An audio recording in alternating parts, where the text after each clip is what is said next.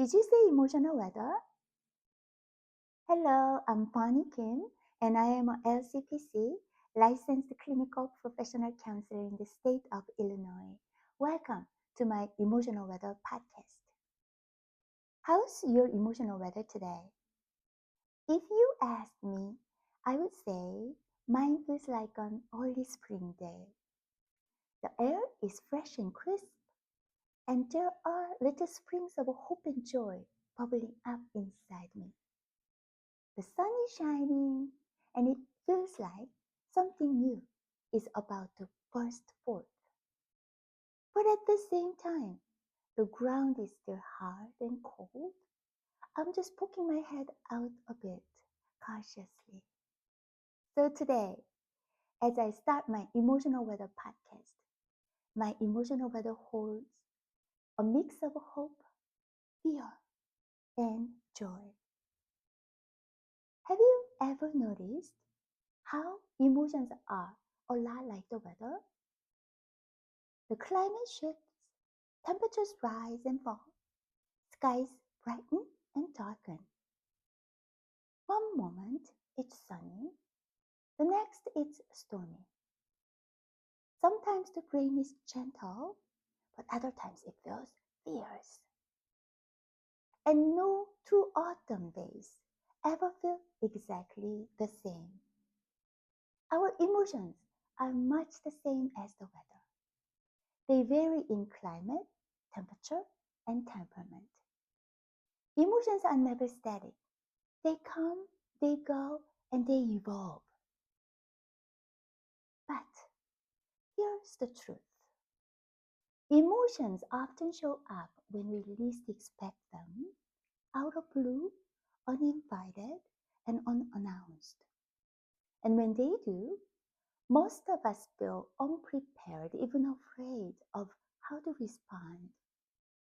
Because we were never really taught what to do with our emotions, many of us have ended up developing a very complicated and sometimes even hostile relationship with our emotions. We try to ignore them, suppress them, or somehow numb ourselves from feeling them as best as we can. And we think that by doing so, somehow our life will feel easier. But has that ever worked for you? Haven't you noticed that the very emotions that you try so hard to bury and avoid always seem to resurface, often at the most inconvenient and uncomfortable times? If we are brave enough to be honest, we all know ignoring our emotions doesn't work. You may be able to avoid people who frustrate you or situations you dislike, but your emotions don't just disappear. They are with you every single day. So why waste so much energy fighting against them when it is clear that this way of handling our emotions never really work? Here is what's fascinating. Just like we've learned how to dress for the weather outside, we can also learn how to dress for our emotional weather. Think of it as having an emotional weather wardrobe. We can keep an umbrella and rain jacket ready for those sad and rainy days.